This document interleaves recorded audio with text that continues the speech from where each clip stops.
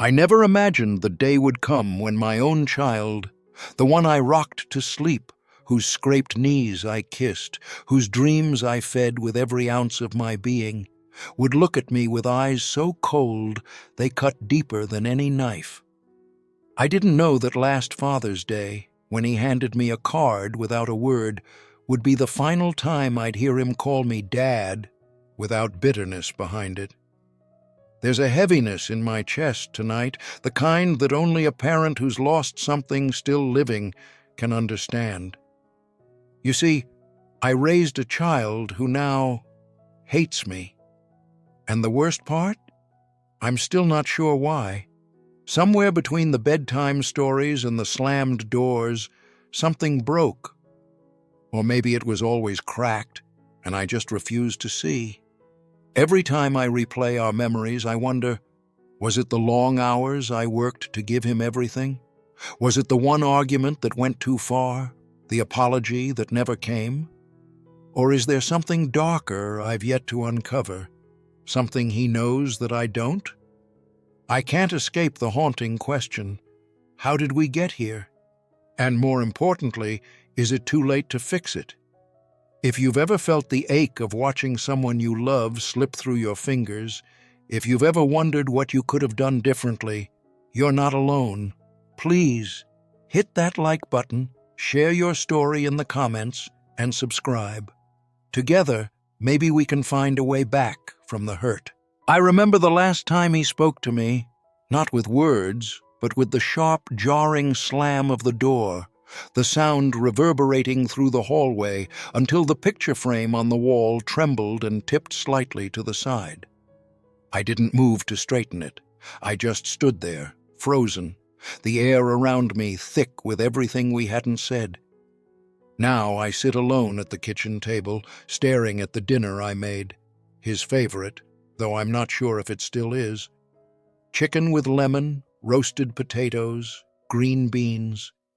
The food is cold, untouched, congealing on the plates, the silverware resting too neatly at the side. The clock ticks so loudly I can feel it in my teeth. Is he even coming home tonight? I close my eyes, press my palms hard against them. My chest feels tight, as if the air in the room is pressing down on me, suffocating.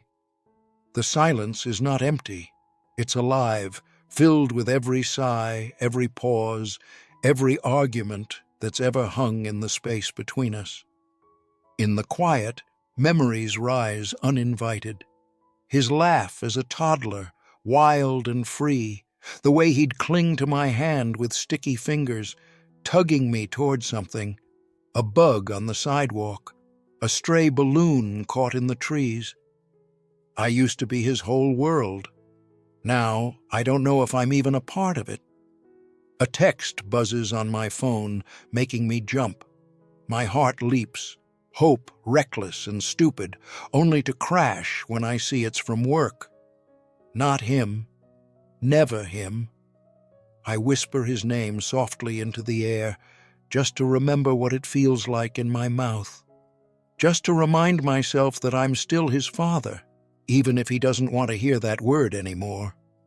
I rise from the table and start pacing the kitchen.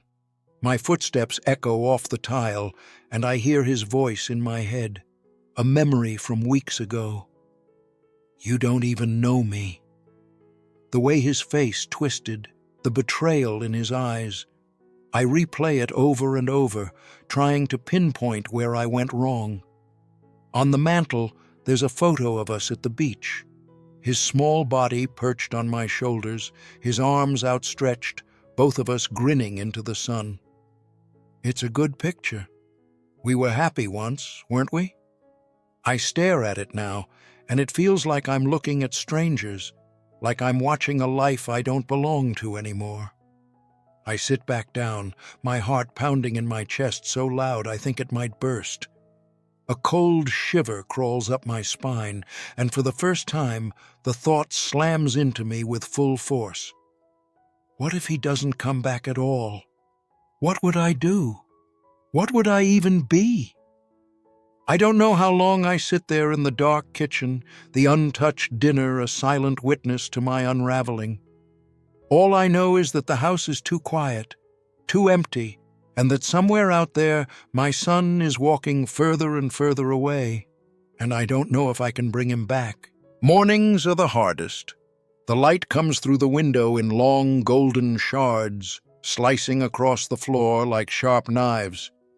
It touches the edges of the coffee table, the rumpled blanket on the couch, the half-finished cup of tea I left out the night before, and it makes everything feel too exposed, too raw.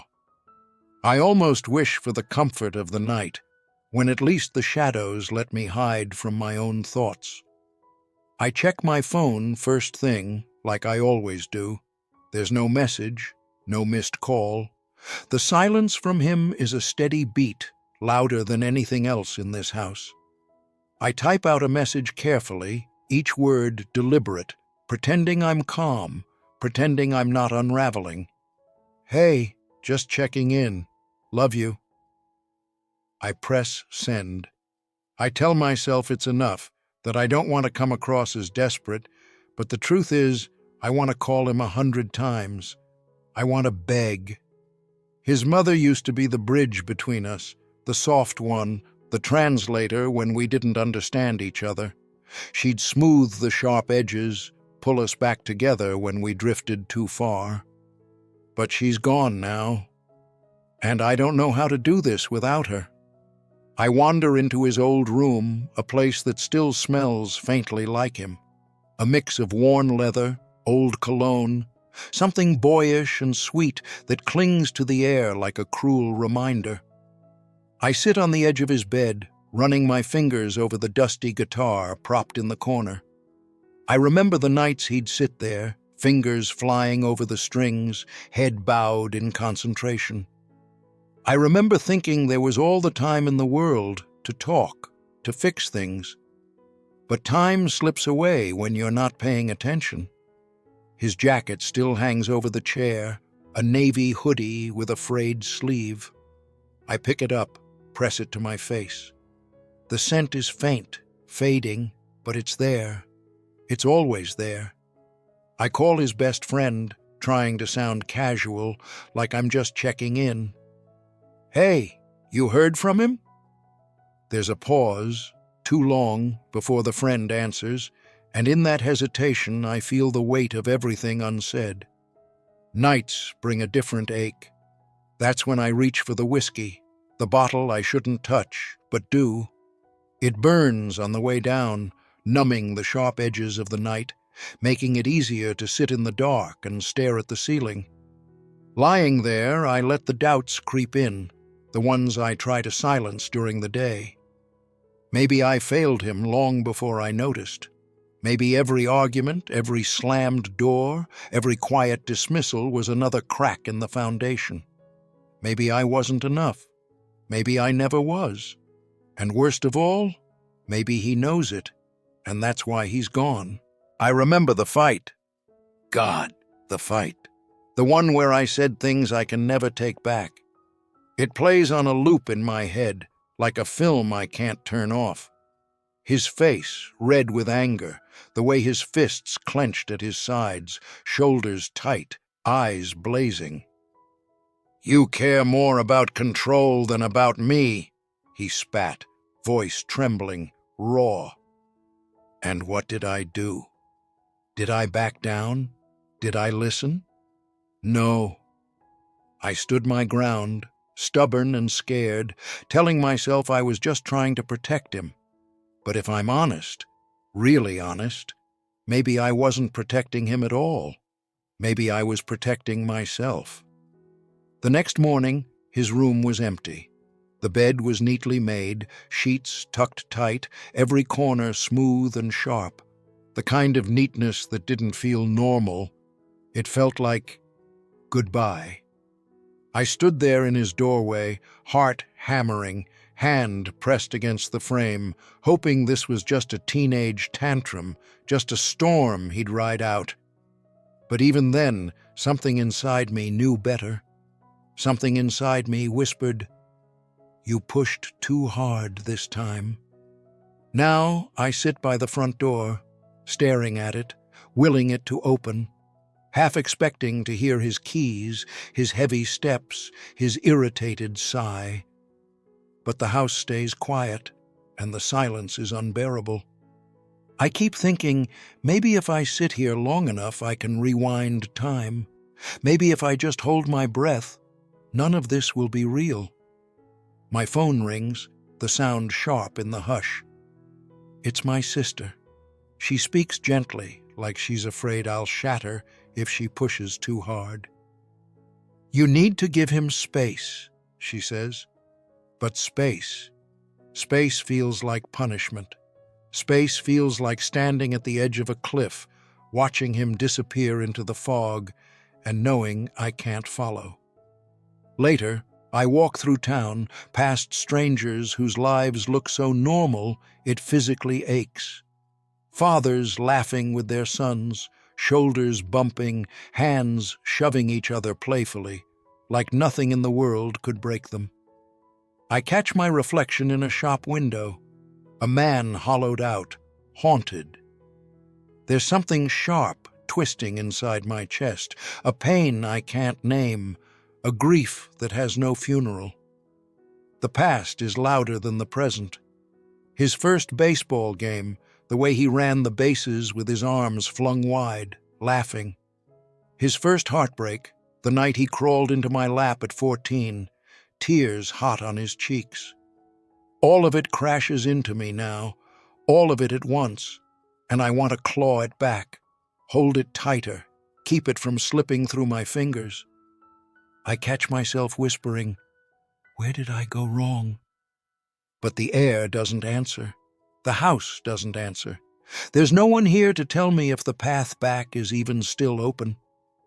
Can love really survive when words turn into weapons? It's after midnight when I pull the pen from the cup on my desk and reach for a sheet of paper. My hands are trembling, but I tell myself it's just the late hour, the exhaustion, not the raw ache inside my chest. I start to write, the words spilling out faster than I can think, like a confession I didn't even know was buried inside me. "I'm sorry," I write. "I'm sorry for every time I was too harsh, too distant, too afraid to show you how much you meant to me." The words blur on the page as my eyes fill with tears. I wipe at them roughly, but they keep coming, unstoppable. I tell him about the nights I lay awake worrying if I was enough, if I was doing right by him. About the way I let work swallow me whole, thinking I was doing it for him, when maybe all he wanted was for me to come home early and sit on the floor with him, build Lego towers or watch cartoons. But when the letter is done, when the ink dries and the paper feels heavy in my hands, I fold it carefully and tuck it into the drawer by my bed. I can't send it. I can't risk him reading it and feeling trapped, cornered by my regrets. So it sits there, mocking me in the dark, a silent reminder of everything I can't say out loud. The next day, I find myself driving past his old school. The playground is empty, the swings creaking softly in the wind. I can still see him there, years ago, chasing his friends, his laughter carrying across the yard. I grip the steering wheel tighter, blinking hard to chase away the image. On the sidewalk, I spot a few of his childhood friends, kids I used to know who used to come over for sleepovers, who sat at my kitchen table eating pizza and laughing like the world was simple. They wave at me now, hesitant, their smiles tinged with pity. I can see it in their eyes.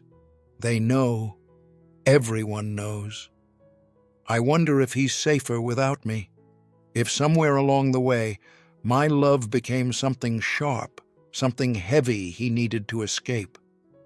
Maybe I tried so hard to protect him from the world that I became the very thing he feared. That night, I stand in front of the mirror, staring at the man looking back at me. I trace the lines on my face, the gray in my hair, And I wonder when I became the man I used to promise I'd never be. The father who lost his temper, the father who was too busy, the father who failed. When I finally fall into bed, exhausted, I dream of him, not the teenager he is now, but the little boy he once was, arms outstretched, running toward me with a wide, joyful grin. I wake up sobbing, the ache so deep it feels like my chest might split open. I tell myself he's just angry, that it'll pass, that this is what young people do, pull away, push back, test the edges of love to see if it holds. But deep down, I know that's a lie. He's not a teenager anymore. He's a grown man, old enough to know exactly what he's doing, old enough to choose whether or not he wants me in his life. Most days, I hold on to scraps. Tonight, it's an old voicemail I found on my phone, tucked away in the archive, back when his voice still carried that easy laughter, when he'd call me just to tell me something dumb from his day. I listen to it again and again, his voice pouring into the empty kitchen like a ghost I can't exorcise.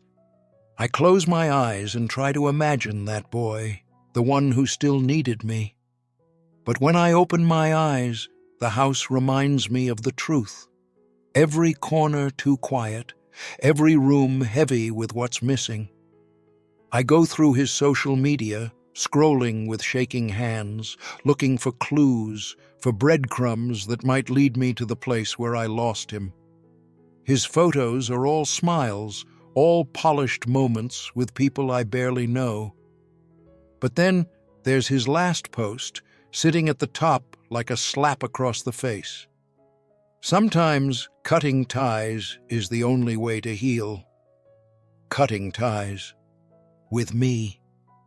My chest tightens until I feel like I can't take a full breath. I fumble for the phone, dialing his mother's sister, someone who used to be close to both of us. Maybe she knows something, maybe she's heard from him. But when she picks up, her voice is just as lost, just as unsure. "I wish I knew," she tells me softly. "He's shut everyone out." The world feels smaller every day without him in it, like the walls are folding in, like the ceiling is dropping lower. I wander through the house, a ghost myself now, until I find myself in his room again. The room I haven't touched, the room still frozen in a time when we were okay. I pick up his old teddy bear, the one I used to tuck in beside him, the one he clung to after bad dreams, and for a moment I press it to my chest, closing my eyes against the burn of tears. And it hits me. The truth I keep avoiding whispers louder tonight, curling in the shadows of this room, slipping between the cracks of every excuse I've made. Maybe this hate isn't temporary. Maybe it's not some phase, not just a storm we'll weather and laugh about later. Maybe it's forever. And if it is, what do you do when the person you love most becomes a stranger? The knock at the door yanks me from a restless sleep, my head heavy with the weight of too many half-dreams. My heart leaps before my mind can catch up, a foolish, desperate spark of hope igniting in my chest. Maybe it's him. Maybe he's come home. Maybe he's standing on the other side of the door, his shoulders slumped in apology, his eyes softened, ready to let me in again. But when I open the door, it's not him. It's the police. Their uniforms are dark, their faces grim, the kind of faces that have delivered bad news 100 times before.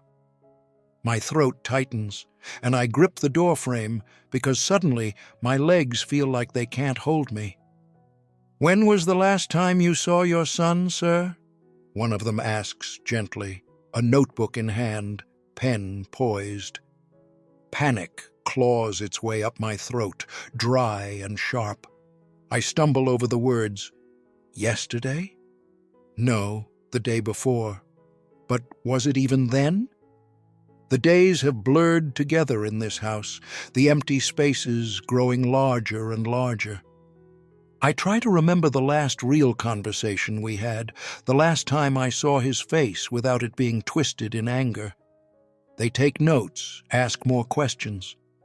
Did he say anything about where he was going? Has he run away before? Are there friends he might be staying with? I shake my head, useless, my hands trembling at my sides. I feel like I'm failing some critical test, as if there's a right answer here, and if I just find it, everything will be okay. But I don't know the answer. When they leave, I'm left standing alone in the living room, staring at the space they just occupied, the air still heavy with their presence. I replay every word in my head, picking them apart, searching for something I missed, some clue I didn't catch. I should have gone after him sooner. I should have chased after him the first time he slammed that door. Should have pulled him back before the distance between us became a chasm. Why did I wait? Why did I let my pride, my fear, my stubbornness stop me? I grab my phone, hands shaking, and call his number again. It rings and rings. The sound is endless, hollow, like a heartbeat slowing down, like something vital slipping away. I leave a message, my voice cracking. Please, just let me know you're okay. The house is too quiet. The walls seem to press inward, the shadows lengthening, curling into the corners, swallowing me whole. I pace back and forth until the first hints of dawn break through the window, but I don't feel the light. All I feel is the absence of his voice. All I feel is the weight of every missed chance. What if I waited too long? They call me just after dawn. I barely hear the words. We found his car. Before I'm out the door, keys rattling in my shaking hands. My chest is tight, vision blurred, a cold sweat running down my back as I drive through streets still sleeping. The car is there, just like they said, parked at the edge of town, right near the old train tracks, half hidden under the shadow of the trees. I slam the brakes so hard the tires screech, stumbling out before the engine even dies. My stomach twists into ice as I approach. His car, his car. My fingers tremble as I tug the handle. Unlocked. The door creaks open, and the stale, familiar smell hits me, that mix of pine air freshener and something distinctly him. I choke on a breath, sinking into the driver's seat as my knees nearly buckle. There's his hoodie, crumpled on the passenger seat, his notebook, the one he always carried, wedged between the seats. I snatch it up, flipping through desperately. But there's nothing. No note, no explanation, no hint. Just empty pages, as blank as the space he's left behind. My fingers clench the fabric of his hoodie, pulling it to my chest. God, it still smells like him. That faint, worn-in mix of detergent and youth. I close my eyes, burying my face in it, and for a moment I can almost believe he's still here, just out of reach, like if I turn my head fast enough, I'll see him. I slide behind the wheel, gripping it tightly. I remember teaching him to drive, his white knuckles on the wheel, the way he laughed nervously when the car jolted too fast. I told him to relax, to trust himself. Now I sit here alone, gripping the same wheel, and the ache in my chest feels like it's going to shatter me. How many moments did I miss? How many dinners left uneaten, conversations cut short, apologies never spoken? I was too busy, too stubborn, too afraid to face the gaps growing between us. I thought we had time. My voice breaks as I whisper into the emptiness. Come home, please. I'll change. The words tremble out of me like a confession, desperate and raw. I press my forehead to the wheel, eyes squeezed shut, whispering again and again, please, please, please. but the only response is the soft rush of wind slipping through the open window, brushing across my cheek like a ghost. No footsteps, no voice, no sign of him. Just the empty car, the quiet road, and the trees swaying gently under a sky too pale for the weight in my heart. The question pounds through me. Did I lose him forever? Or is there still time to make this right? The neighbors stop me on the sidewalk, their smiles soft, their eyes searching, words wrapped in sympathy but tinged with something else. Curiosity. "Everything okay, Tom?" Mrs. Kessler asks, her hand brushing lightly against my arm. She's lived across the street for 20 years, watched my boy grow up, handed him Halloween candy when he was still small enough to believe in ghosts and superheroes. I smile, but it's a tight, brittle thing. Yeah, he's just taking some time for himself." I hear the words come out, smooth and rehearsed, the same I've given to the guy at the gas station, the woman at the dry cleaners, the mailman. Each time I say them, they feel less true. Each time, they cut a little deeper. Inside, I'm crumbling. I walk through the days like a hollow man, moving through the motions but never in them. Work, home, eat, sleep. But really, it's just waiting. Waiting for something to change, for the phone to ring, for a text to come through, for the door to creak open and his voice to call out, "Hey, Dad." But it never does. I've started avoiding the places we used to go together. The coffee shop down on Main where we used to grab hot chocolate after school, his eyes lighting up when they piled on too much whipped cream. The ballpark where we'd sit in the stands, shouting at the ump, our voices hoarse by the 7th inning. I can't go there anymore. The memories stick to me like wet clothes, weighing me down, reminding me of what's gone. Late at night, when the house is still and the only sound is the hum of the fridge, I sit hunched over my laptop. I type in searches I never thought I'd make. Why does my son hate me? Signs of parental estrangement. How to reconnect with your child after conflict. The answers blur together, none of them giving me what I really want. A roadmap back to him. Every little noise outside makes my heart race. A car door slamming, footsteps on the sidewalk, the faint laughter of teenagers down the block. I freeze, breath caught, straining to listen, wondering, is it him? Is he here? But it never is. Sometimes I wonder what the neighbors would think if they knew the truth. Not the polite lie I offer at the mailbox, but the raw, ugly mess underneath. That my son won't speak to me, that I don't know where he is most nights, that I'm scared he's gone for good. But I keep it inside. I keep smiling. I keep nodding at their kind, clueless faces. Because admitting it out loud, that he might never forgive me, that I might have lost him forever, feels like crossing a line I can't come back from. I catch sight of myself in the bathroom mirror, the harsh overhead light casting deep shadows under my eyes, making every wrinkle, every line, every tired crack in my face stand out.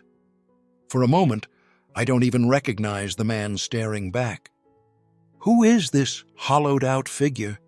This man with sagging shoulders, unshaven, eyes ringed with exhaustion? I lean in closer, bracing my hands on the cold porcelain sink, and study the reflection like I'm looking for something, some clue, some hint of the father I thought I was. But all I see is a man who has lost his son, not to death, not to tragedy, but to something even more elusive: silence, distance, rejection. My mind drifts unbidden to memories of my own father. I see him standing in the doorway of my childhood bedroom, arms crossed, face hard. I hear the sharp words we exchanged, the accusations I hurled at him, the things I promised I'd never become. I remember thinking I'd be different, better. I swore I wouldn't pass down the same anger, the same coldness. And yet, here I am, decades later, staring into this mirror, wondering if this is the curse we all carry, father to son, generation after generation. A deep, shaking breath escapes my chest. I slide down to the bathroom floor, my back pressed against the wall, head dropping into my hands. The weight of regret settles over me like a lead blanket. How did I let it come to this? Where were the moments I should have held him tighter, spoken softer, let the small things go? The silence of the house wraps around me, thick and punishing. Then, suddenly, a soft ping slices through the quiet, my phone vibrating on the bathroom counter. I scramble for it, heart thudding, hands shaking, because for one wild second, I think, it's him. But it's not. It's someone else, a neighbor, a friend, someone who's seen him, knows where he's been staying. He's okay. He's alive. But the message ends with the words that both soothe and shred me. He doesn't want to come home. I sit there, gripping the phone, feeling my heart break and mend in the same ragged breath. Relief rushes through me, sharp and almost cruel. He's safe. My son is safe. And yet the ache inside me sharpens, because safety doesn't mean connection. Being alive doesn't mean we're okay. I whisper the words aloud, just to hear them, just to make them real. At least he's safe. But even as I say it, a hollow, gnawing question opens wide inside my chest. Is that enough? Will it ever be enough to know he's out there somewhere, living his life without me? Or will I carry this ache, this unspoken longing, this bitter regret for the rest of my days? Weeks have passed. I've stopped counting the days, though the ache inside me marks every sunrise and sunset like tiny scratches on the walls of my heart. Every night, without fail, I leave the porch light on.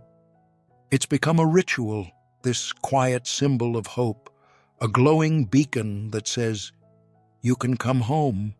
I'm still waiting." I write letters I never send. Scraps of paper fill the drawer beside my bed, scribbled with the words I wish I could say. I'm sorry. I didn't know how to love you the right way, but I'm learning. Please come back. Sometimes I read them out loud, just to hear the sound of my own voice cracking. I wonder if I'd be brave enough to speak these words if he ever walked through the door, or if the years of silence between us would choke them down. I've started therapy.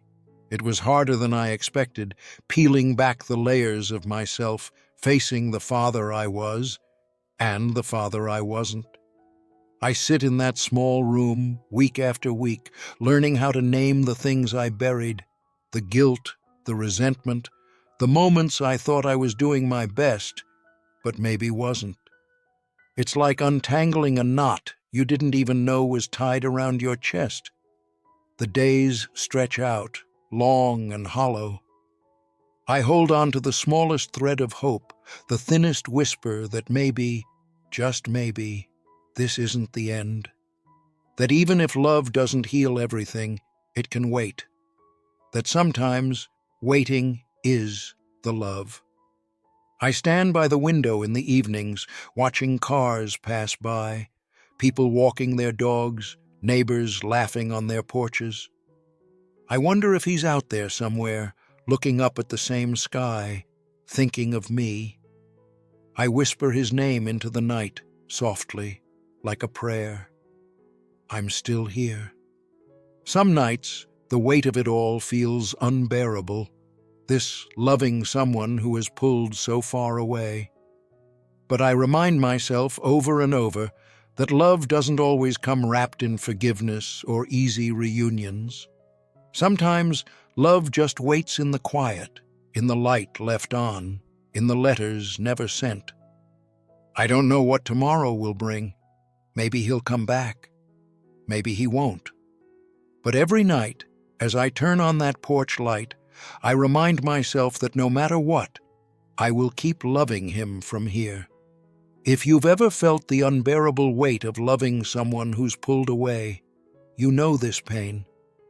But maybe, just maybe, there's still a way back, one small step at a time.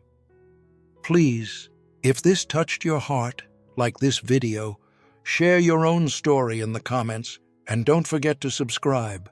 You are not alone. We're in this together.